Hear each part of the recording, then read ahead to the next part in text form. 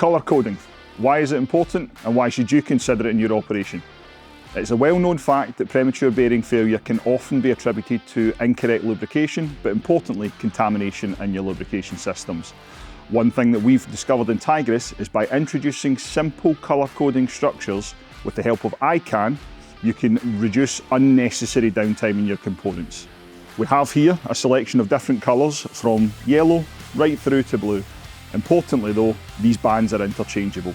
So no matter what your operation, whether it be oil, and importantly, your grease gun, you can make sure that they're colour coded and ready to go. Part of the colour coding system that we found is very helpful on site is the ability to tag components. So not only can you tag your grease gun to say which grease is inside of it, importantly now, you can tag the component itself. So by simply matching green to green, you know you're using the correct lubricant and the correct application.